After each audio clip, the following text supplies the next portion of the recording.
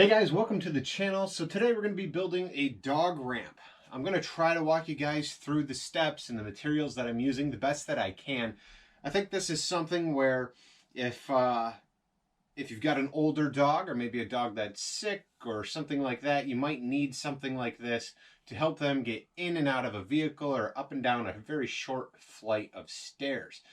Now, we did recently have something happen to our pup, and so I kind of need to get this thing done so we can start using this immediately. And I decided, you know what, I'll shoot a video because somebody else might be in the same situation and have some simple skills and some basic tools and be able to build one for themselves.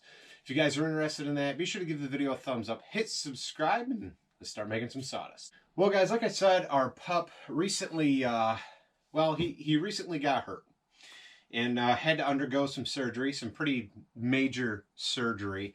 And it is very tough for him to go up the short flight of stairs to get in and out of the house. The lowest step is actually like a little bit higher than the rest, so it's kind of tough to get up there. You know, we take the family truckster, the van, to the vets with him back and forth. We've made multiple trips, and it's really tough. He doesn't want me to pick him up. He doesn't want any of that. He wants to just walk himself. And so being able to have a ramp in and out of the car and up and down those short flights of stairs that we have is going to be really, really ideal. And it might be good for you too. You know, we've got an older dog as well, and he struggles sometimes with the first few steps of our home. They're a little tall, so this is going to help him in the future as well. Now, currently, this is what I've been doing because we've been in a bind. We really have. Just after Christmas, our pup, well, I built a desk for my wife. If you didn't see that video, it'll be popping up here.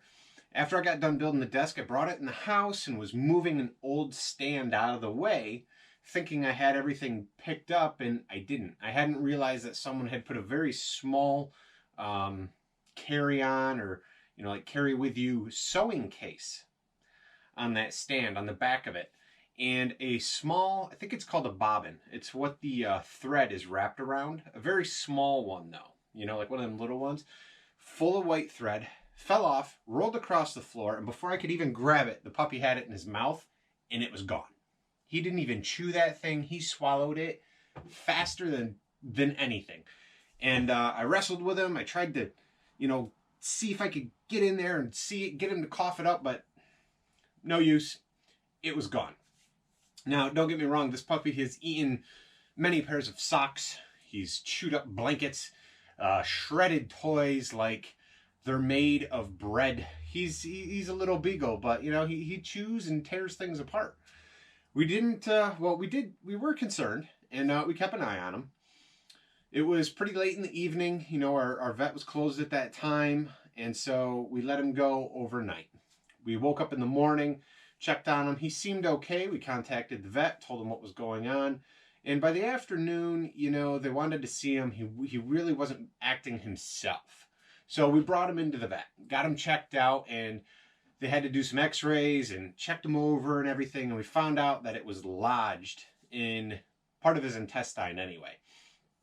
And what had happened is the string had unwound, and basically he had string top to bottom through him with a bobbin in there.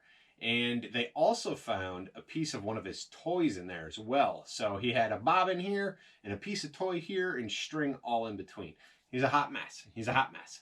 So due to that, he had to undergo surgery. They had to go in. They had to do all the gross stuff, you know, fix him up, take it all out. And basically he has a very long incision. And this makes it very difficult for him to go up and down the stairs. And he doesn't want to be picked up because, you know, if you pick him up, you almost kind of crunch him a little, you know, so he doesn't want that. He lets you know. He's very vocal and snaps at you. It's his way of talking, you know. You can't be mad at him. It is what it is. So anyway, I decided I got to build him a ramp, you know, so that we can ease the stress so he doesn't have to be stressed out about going up and down things anymore. I know it sounds funny. It's just a dog, but, you know, when they become part of your family and you have them undergo a surgery to save their life, you want to still continue to give them the best care possible. Now, maybe this doesn't apply to you. Maybe this will apply to you because you got an older dog that's got to get up and down some stairs or in and out of a vehicle for your vet visits. Well, this I think will be able to help you out. You know, so this all went down really quick. I didn't have time to build anything, and I've been using this big piece of cherry. It was like 1.5 inches thick, live edge cherry slab. As you can see, it's all wet because it's been sitting outside on the stairs, and it's too much. It's a pain in the butt. So I've decided that I need to build a dog ramp. You can buy them, you can do all that, yeah, but I'm a woodworker. I would rather just build one. So I went down to Home Depot today, and I went over to the cull section. I think it's called cull wood, right? It's the wood that's bent or cracked or in really rough shape. Where is it? They got a stamp on here, usually. It says cull lumber. And our local Home Depot always puts like paint, purple or orange spray paint on those boards. They stamp it, and all those boards are 70% off. Whatever's on that pile and has the mark, it's 70% off. And so I went there and took a look and said, you know what, maybe I can get this stuff cheap and I can just build this thing. And I was in luck. I was able to get all the wood you see here, plus a box of drywall screws just to use. And it was 20 bucks. I'm happy with that. That's cheap enough for me for a bunch of bent boards, and that'll work. Now, for you, you don't want to get lumber that is split, cracked. You don't want your dog to get slivers or anything like that. Now, keep in mind, I will sand it, and it is going to get painted at some point before he actually uses it. But you don't want wood that's splintering and cracking really bad. You know, you just got to think about it. You don't want him to get splinters in his foot because the wood is splintering away. So, bent boards, they're going to work just fine. Now, these are 5-inch wide, you know, the 1-inch thick. I'm not actually going to use these. I don't even need them for this project, but they're going to make good signs in the future. This is a 3-inch wide board, and it's, you know, 1-inch thick. I don't need it, but it was in the pile, and it was in good shape for future use. Now, the 3 boards I grabbed, so I'm like, you know what, I can use those. I haven't even measured this. This has got to be about 8 inches. So it is, you know, it's 7 1/4. And I know it's 8 feet long. And these are about 1-inch thick little runs. You know, I mean, look how bent this thing is. I'm not too worried about that, though. I don't need them to be perfect. So, these will set aside for now. And the first thing I'm going to do is cut down this 8-inch wide board. I'm going to chop it right in the middle.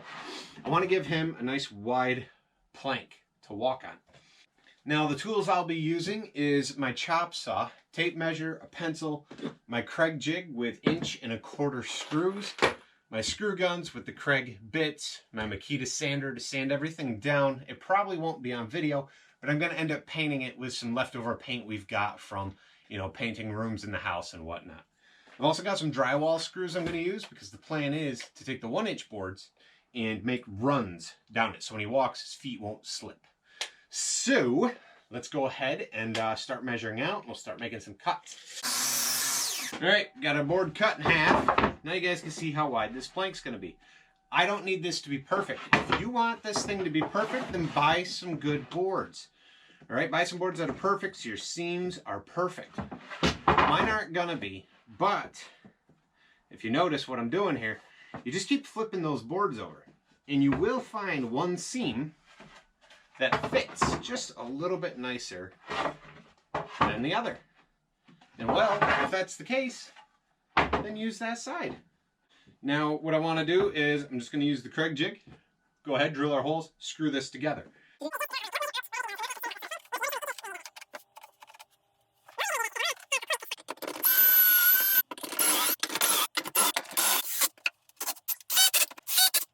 Okay, that's it. Screws are all in. We just got 5 screws in here. Kind of lined up the seams halfway decent. Now I've got a solid wide plank. Keep in mind, I'm going to have just beagles on this. I'm not running a 150, 200 pound dog. If you got a large dog, you might want to use something a little bit more sturdy. Now I got my Makita 5-inch sander and my RZ mask out. I'm going to go ahead and just sand it down really good on the top side and just a quick sand on the back side. I'm also going to round the corners and hit all the edges and just try to make sure there's no spot where there's like a sliver piece sticking off or anything like that. Sanding is done. I ended up switching and just throwing a piece of 80 grit on there to rip it down, because honestly, I'm not too worried about the finish. Like I said, I just don't want it to have any spots where there's splinters or anything like that, you know. As you can tell, I'm willing to take one for the team and get a splinter in my own hand running all these edges. Let's grab those little pieces. Now, I actually think these were pressure treated, but honestly, none of that's going to matter because it's all going to get painted. Everything will be covered in paint when I'm 100% done. Let's go ahead and measure this out. We're looking at 14¼ inches wide. I'm actually just going to cut them all at 14. Now remember, you might have different boards, different width, you know, whatever's going to work for you. I'm cutting mine just a little short. I'm going to put these roughly every 6 inches.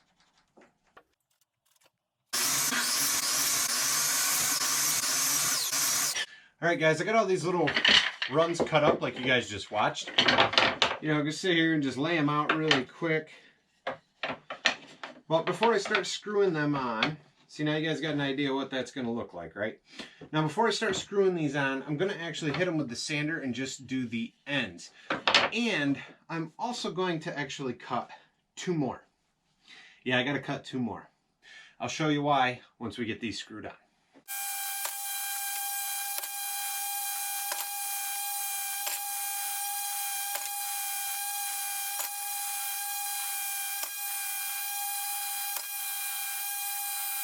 Ready. I've got my 2 extras. All the edges are sanded.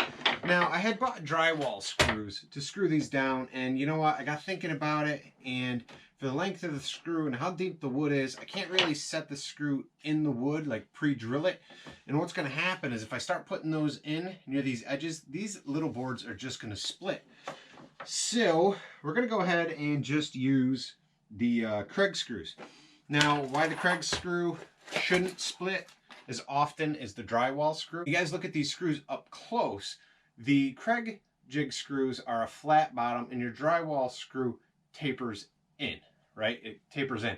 So that wedge of that taper is going to just split that board. I wasn't really thinking. I was thinking, oh, these aren't that expensive. I'll just use these. And I got home to get measuring, to get looking at everything, and you know what? I can't use them because if I pre-drill and don't have enough wood, I'll have some of this sticking out the bottom. So we'll go ahead and use the Craig screws and get these screwed down, and I'll show you guys what those 2 extra boards are going to be for. I got all the runs in there, you know, like the steps for them. Take a look at what these last 2 are for. Now, I want to be able to pick it up easily, and I think the easiest way to carry this is going to be from the side, and so we should make some handles. Super basic. I'm just going to line them up between the 3 center runs, right? Like this, and just screw it in. I'm just going to use 3 screws to put these on, and all I'm going to do is line these up with the board. I'm not going to line it up with the runs. I'm lining it up with the center of the board here, and we're just going to put a screw in right where every run is. Alright guys, so here it is. It's all done. You know, I'm pretty happy with it. I think this ramp's really going to help our pup on his way to recovery. This is 5th day after his surgery. He's still pretty rough walking around. It's tough to get up those stairs. We still got a couple more vet visits here in the future, his checkups for, you know, the surgery he just had. So he's got to get in and out of the van, and this is really going to just make it a little bit easier on him, and honestly, a little bit easier on us too. So if this is something that'll help you guys out, be sure to give it this video a thumbs up and hit subscribe to my channel. I really do appreciate that kind of support. I also wish you all the best year going forward this year. Last year was nuts, right? Nuts. The ending of the year has been pretty crazy for us too. But you know what? This next year, I hope, is going to be awesome, and we can all have a great year going forward. So if you guys are interested in supporting the channel, I'll have links to tools I've used down below through Amazon. You purchase through those links. They help support the channel. They help keep these videos going, and I really do appreciate it. You guys can also find social media links down there, a link to my Teespring account, to my website, probably some other fun stuff. Be sure to check those things out. Check out some of these videos, and I'll see you guys next time.